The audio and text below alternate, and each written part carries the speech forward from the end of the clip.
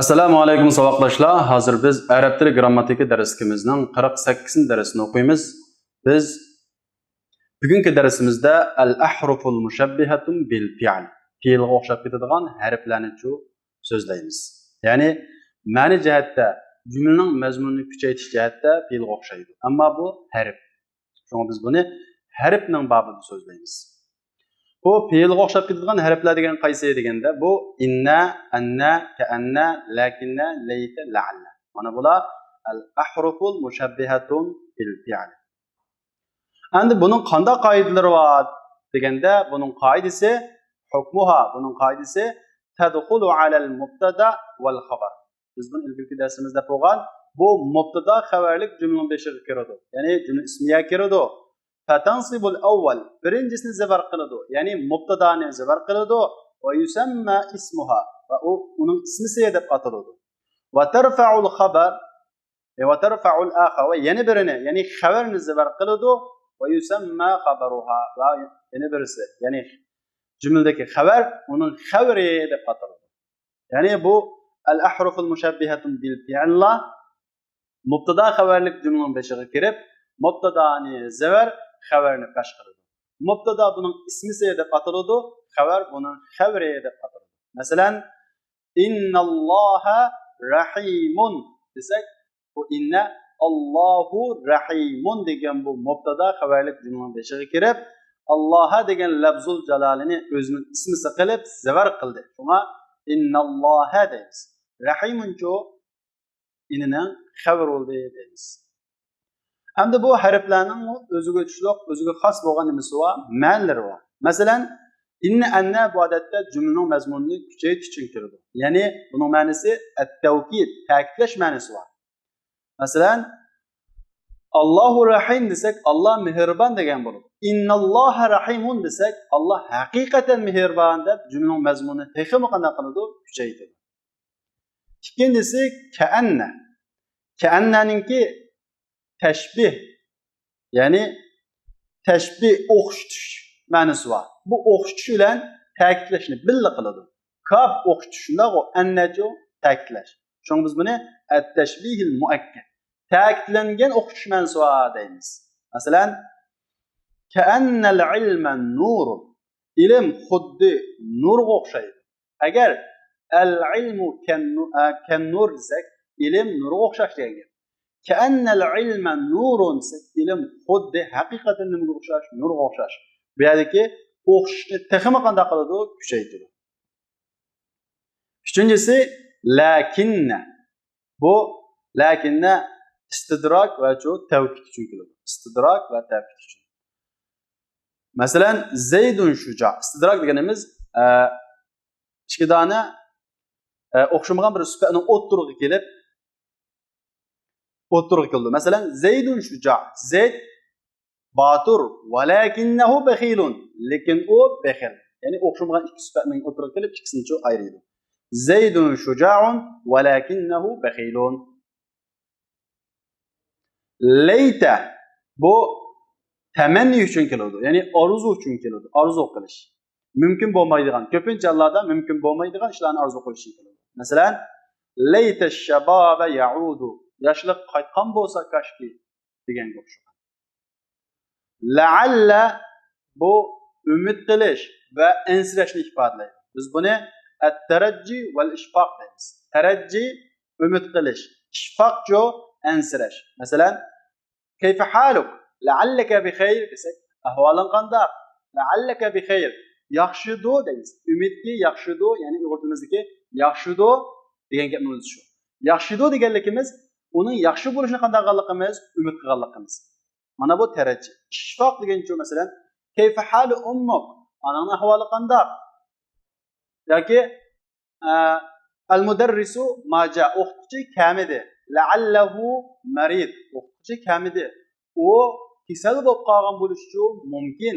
Bu yerdagi ma'nosi shu ansirash. Uning kasal bo'lib qolganligini qanday qilish? Ansirash. Demak, la'alla umid qilish va shu ansirashni ifodalaydi. Masalan, la'alla sadiqa qadimun. Balkim umidki do'st kelgan bo'lishi uchun mumkin. Bu bir umidni ifodalaydi. Endi deydi قد يلحقها ماء الكافة فتكفها عن العمل وحينئذ تدخل على الأفعال. Endi bu inna anniga ba'zida maul kaffa deb ataladigan, ya'ni amaldan to'squchi ma qo'shiladi. U qo'shilib qolgan hamon fatakuffuha anil amal. Amaldan uni qanday qildi? To'sudi.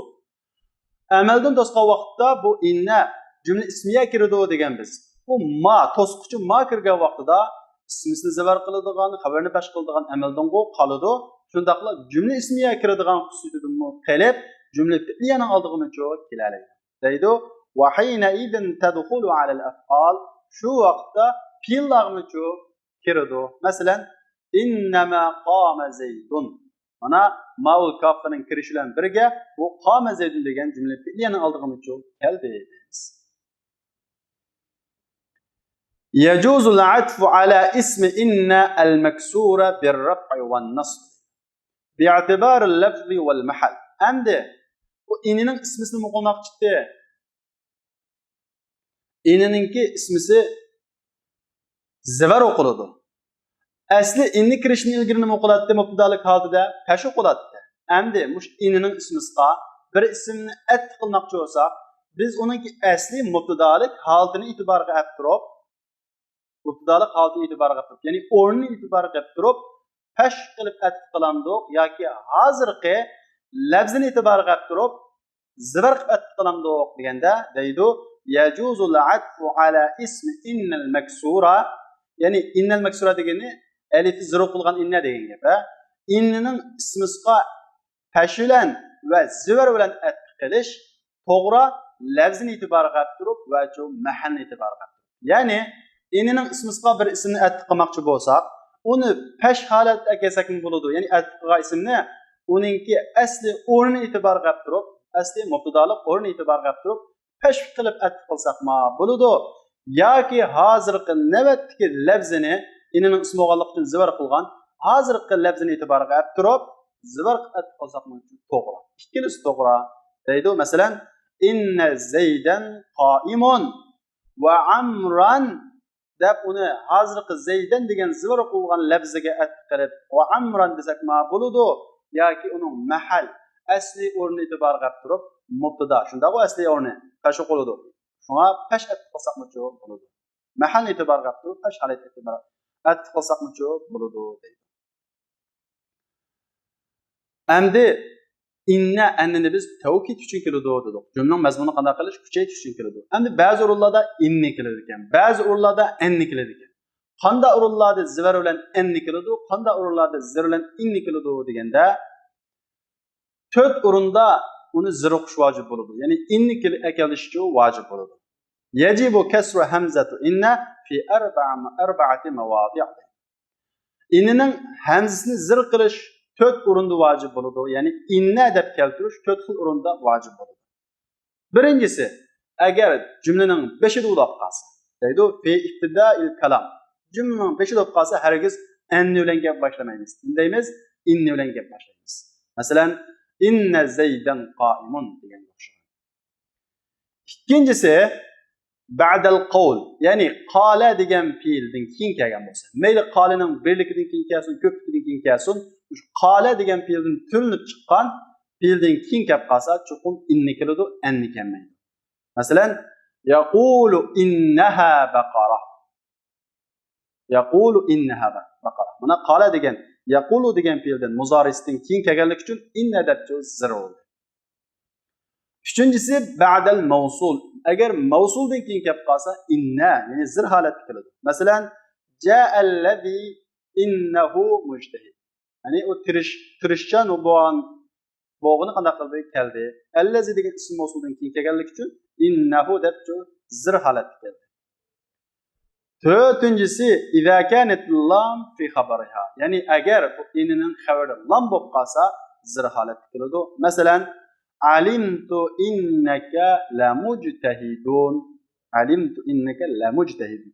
Burada lamujtahidun deb xabarda lam bo'lganligi uchun bu inning alifi muqulda zir holatda, hamzasi zir holatda innaka deb keldi deymiz. Mana bu inningki, ya'ni inna deb keltirish vojib bo'lgan 4 xil o'rin.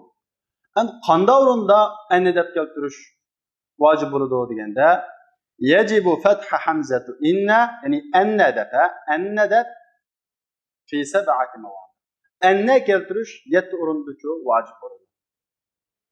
Birinchisi agar fa'il lab kelsa, ya'ni mushu anna bilan boshlangan bir butun jumla fa'il bo'lib qolsa, bu vaqtda anna deb keltiramiz. Inna deb keltiramiz. Masalan, deydi balagani anna zaydan qa'imun desak, bu yerdagi balagani degandagi balag'a fi'il, ni degancha maf'ulun bi, anna zaydan qa'imun degan bu bir butun jumla fa'il.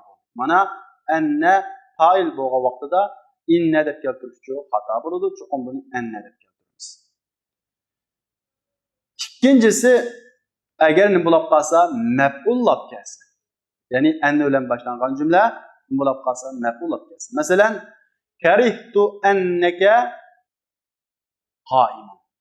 Karihtu annaka qa'imun desa, kariha fi'il, tu fa'ili, annaka qa'imun degan bu bir butun jumla nima bo'ladi? Maf'ulun bihi bo'ladi. Maf'ulun bihi bo'lgan vaqtida yana zibar holatda anna deb keltiramiz. Uchinchisi iza waqa'at mudafan ilayh. Agar mudaf ilayh bo'lib qolsa, ya'ni bu anna bilan boshlangan jumla nima bo'lib qolsa, mudafun ilayhlik o'rnida bo'lib qolsa. Masalan, ajibtu min qawli anna bakran qa'im. Mana Bakirninki turg'uchisining uzunligidan qanday qildim? Hayron qoldim degan bu jumlada anna bakran qa'imun degan bu bir butun jumla muzofun ilayhlik o'rinda deymiz. Mana bunda vaqtda uni anna keltiramiz. To'rtinchisi agar bu anna ya'ni anna bilan boshlangan bu jumla mubtada bo'lib qolgan vaqtda deydi va min ayatihi annaka taral arda khashi'a. Allohning mo'jizalaridan dur, ya'ni bu xabar. Mubtadacho annaka taral arda. Sening zaminni qurg'oq holatda ko'rishing. Demak dedik annaka taral arda khashi'a degan bir butun jumla mubtada bo'ldi. Mana mubtada bo'lib qolsa, yana annaka. İza waqa'at majrura va nim bo'lib kelsa zirlik, ya'ni majrur bo'lib kelsa, harfi jarning keyinda zirlik o'rinda bo'lib kelsa. Masalan, ajibtu min anna bakran qa'im. Mana bu yerdami min degan harfi jarning keyinda majrurlik o'rinda keldi. Shuning uchun bu yerdami anna o'qiymiz. Lavdin keyin kelsa, masalan, law anna indaka la akramtuka. Mubada law anna indaka la akramtuka. Mubada sening qishingda bo'lgan bo'lsa yoki law anna indi mubada mening qishimda bo'lgan bo'lsa, seni qanday qildim? Hurmatli etdim degan bu jumlada lawdin keyin kelganligi uchun anna o'qiymiz. Lawladan keyin kelsa anna o'qiymiz. Masalan, lawla anna hadiru li ghaibin zaydun deganga o'xshaydi. Endi yettinchisi naib fa'il bo'lib qolsin. Bu asli 5-chi so'z kerakdi. Naib fa'il bo'lib qolsin qanday bo'ladi? Anna bo'ladi. Masalan, ulima annaka munsarifun. Sening qaytganliging bilindi desak, bu yerdagi annaka munsarifun degan jumla naib fa'il o'rnida. Chunki ulima bu yerda qanday fi'il? Majhul fi'il.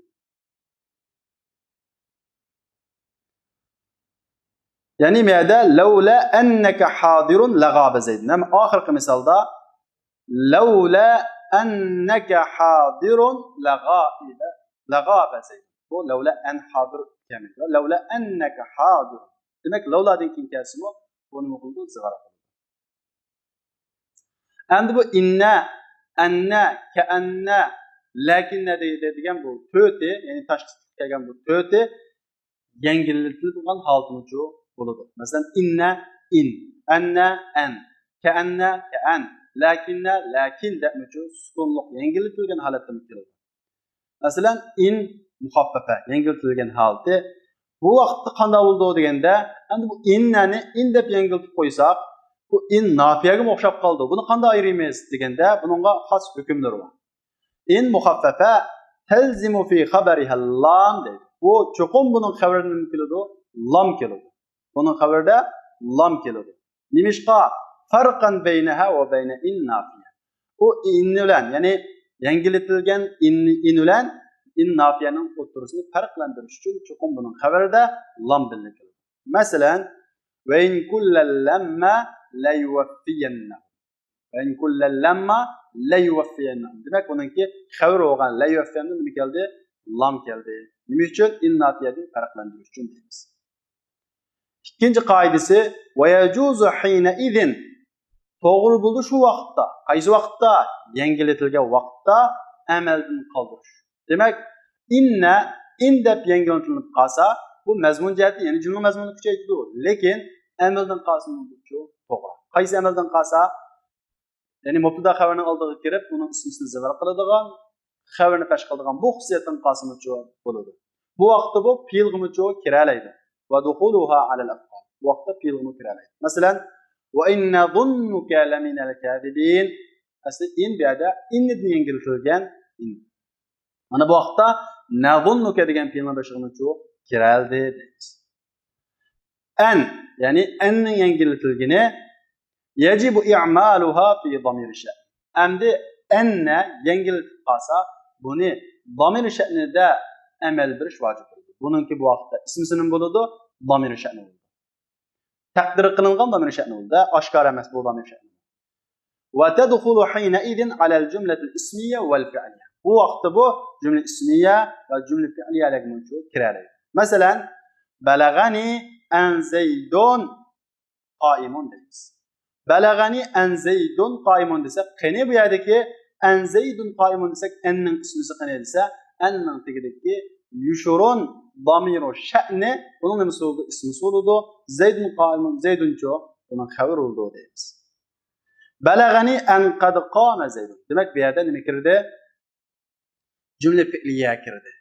Ama şu qoida shuki, bu anni yangilatilib an bo'lgan vaqtida cümle fi'liye kelaydi dedi. Ama cümle fi'liye kelgan vaqtida chuqum bu fe'lning oldiga ya qad kelishi kerak, ya sin kelishi kerak, yoki sawf kirishi kerak. Bunu biz tane sözleyimiz. Deydi o. Mesela balagani en qad qama zeydun. Chuqum şey qad şu kirishi kerak. Deydi o. İza dakhalat alal cümletil fi'liye, eğer cümle fi'liye kirse bu enne yengiltilgan şekli, yani en degan bu yengiltilgan şekli cümle fi'liye kirse yacibu dukhulu sin aw sawfa aw qad aw harfun nafi alal. Chuqum sinning, sawfining yoki qadning yoki harf nafiyning fe'lga kirishi vojib. Chuqum bevosita bu yangilatilgan an bevosita fe'l kirmaydi. Chuqum uni oldiga, fe'lning oldiga yo qad kirish kerak, yo sawf kirish kerak, yoki sin kirish kerak, yoki harf nafiy kirish kerak. Masalan, alima an sayakunu minkum marda degan bu oyatda bu yerdagi alima andagi an annadin yangilatilgan an. Bu yerda bu cümle fi'liyenin aldığı geldi. Şundaqla cümle fi'liyenin aldığı kelgan vaqtida fe'lning oldiga nima kirish kerakdi? Sin yoki sawfa yoki qad. Bu yerda sin keldi deymiz. Endi yangilatilgan ka'anning yangilatilgan shakli ka'an. Bu vaqtda bu butunlaycha amaldan qoladi. To'g'ri ko'z qarashlarga asoslanganda bu amaldan qoladi. Ba'zi grammatikchilar yana amaldan qolmaydi deydiganlar bor, ammo to'g'ri ko'z qarashga asoslanganda ka'anni yangilatilib qolsa bu mubtada xabar kiradigan, mubtada xabar kirib, mubtadasini zavar xabarni pesh qiladigan bu xususiyatni çok qoladi. Masalan, ka'an zaydun asadun deb. Bu tashbih ma'nosini yana ifodalaydi, lekin ismisini zavar qiladigan, xabarni pesh qiladigan bu xususiyatni çok qoladi. Ka'an zaydun asadun. Ve bu vaqtda ismisimi asli holatda, ya'ni mubtadalar asosan pesh o'qilaveradi. Lakinning yangitilgan shakli lakin. Bumi amaldan qoladi. Bumucu amelden qoladi. Yani ismisini pesh qilmaydi. Vaqti bu atf bo'ladi. Zahaba Zeydun lakin Amrun indana. Demek asli holatda mubtadalar asosan çok pesh o'qilaveradi. Zahaba Zeydun lakin Amrun indana. Mana bu inna, anna, ka'anna, lakinlarniki yangilatilgan holatdagi qoidalar. Huruf mushabbihatun bil fi'l aloqador bo'lgan mazmun musha daxilashdi. Buni oxirida ko'nikmalar berilgan. Masalan, birinchisida istakhrij ismi inna va xabariha deydi. Va xabaraha deydi. Inning ismisi va uning xabarini chiqaring va bayyin sababa fatha hamza inna aw kasriha min al-jumal at-taliya. Buundagi jumlalardan old bilan inning ismisini ismu inna deganning ostiga yozinglar. Inning xabarini xabaru inna deganning ostiga yozinglar. U inne o'qilgan bo'lsa nima uchun inne deb zir o'qildi? Anna o'qilgan bo'lsa nima uchun anna deb zir o'qildi? Buning sababini yozdi. Masalan, birinchisida innal valada ya'kulu desak, bola haqiqatan tamoq yeyotdi desak, bu yerdagi inning ismi qaysi? Al-valad. Xavruchu ya'kulu. Nima uchun bu inna deb anna o'qilmay inna deb zir o'qildi desa, chunki bu yerda ibtidoul kalam. Ya'ni jumlaningki beshida. Jumlaning beshida o'qilsa nima o'qiladi? Zir o'qiladi. Qolganini mushu bo'yicha ishlaysizlar, bu sizlarga topshiriq. İkincisi, istahrijul huruf al-mushabbah bil fi'l va bayyin ma'aniyaha fil jumal at-taliya. Fi'lga o'xshab ketadigan harflarni chiqaring va uning tuandagi jumladagi ma'nolarini cho'p bayon qiling. Oldinlar mushabbihatun bil fi'l bo'lgan harflarni chiqarsizlar. Inna sa'idan qa'imun. Mushabbihatun bil fi'l qaysi? Inna. Ma'nosi shu. Mushu bo'yicha ishlaysizlar, bu oson. Üçüncüsü ko'nikma adkhil harfan min hadhihi al-huruf. Endi tuandagi jumladagi bosh o'ringa tuanda berilgan harflardan birini kirgizinglar. Bosh o'rin as-siddiqu mahbubun. Deymiz as-sidqu mahbubun. Anna-sidqa mahbub. Anna-sidqadan inna sidqadan bu. Ka'anna qaysini maskalido. Demak, qaysi maskalasa shunga mas holatda yuqorqi harflardan birini bosh o'ringa qo'yinglar. Bu sizlarga topshiriq. Birinchisi qaysini qo'yamiz? Inna sidqa vaqt inni kirgandan keyin zivar qo'zg'aydi. Inna sidqa mahbub. Bu harfni akirsizlar, akirib bo'lgandan keyin o'zgartirishga tegishli yerini o'zgartirsizlar. Unda bo'lsa vaqtdoshlar, bugungi darsimiz mush yerda oxirlashdi. Kelarki soat darsimizni ko'rishaylik. Assalomu alaykum.